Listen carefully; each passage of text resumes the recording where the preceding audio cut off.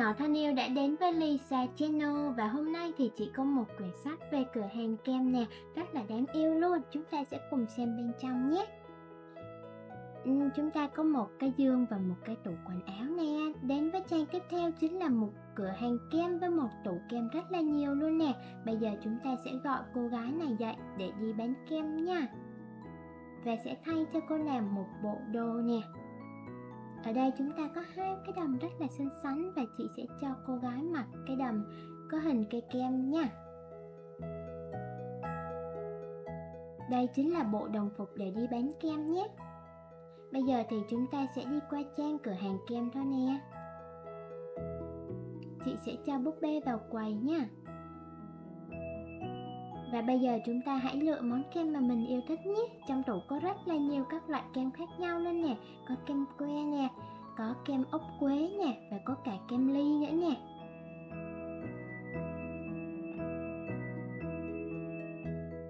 Và bây giờ thì chị sẽ hướng dẫn cho các em làm quyển sách giấy này nhé. Rất là dễ thôi nè.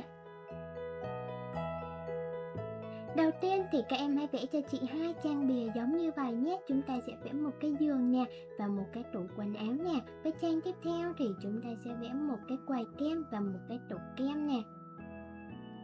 Và bây giờ thì chúng ta sẽ làm cái cửa tủ quần áo nhé. Chúng ta sẽ vẽ theo sở thích của mình và chúng ta sẽ dán bằng một cái miếng băng keo trong nè, giống như của chị nè.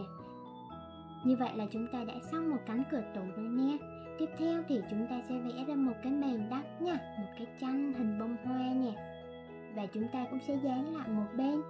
Vậy là chúng ta đã xong trang đầu tiên rồi nè, rất là dễ đúng không? Và đương nhiên là chúng ta sẽ cần chuẩn bị thêm vài bộ quần áo để thay đổi cho búp bê của mình nhé. Và đến với trang tiếp theo thì chúng ta sẽ bắt đầu làm một cái cánh cửa tủ cho cái tủ kem của mình nè. Các em hãy vẽ ra một cái tủ kem theo sở thích của mình nha. Và chúng ta cũng sẽ dán lại giống như là một cái cánh cửa tủ quần áo vậy đó.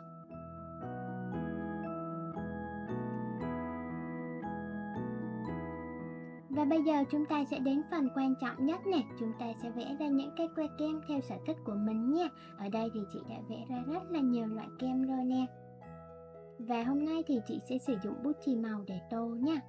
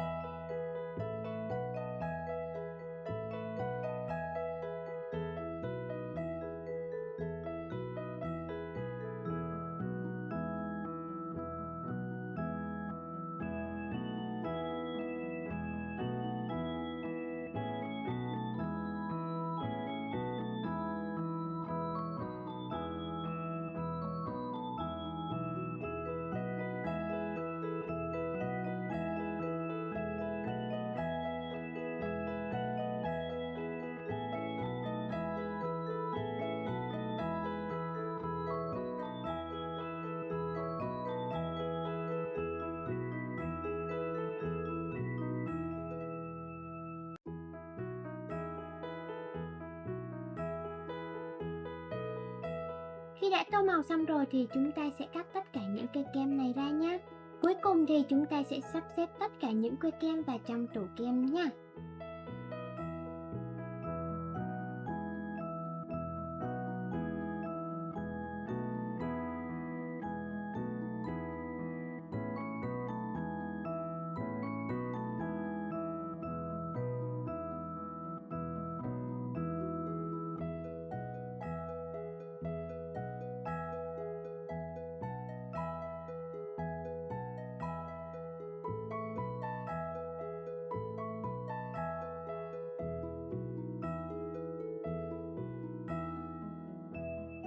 Giờ thì chị sẽ dán hai trang lại với nhau nha. Và Các em hãy trang trí bìa sách cho thật là đẹp nha.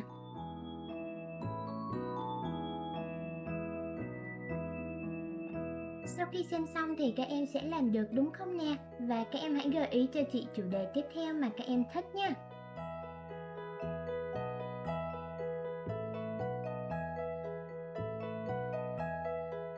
Các em hãy ủng hộ chị bằng cách đăng ký kênh, like và share các video sau nhé.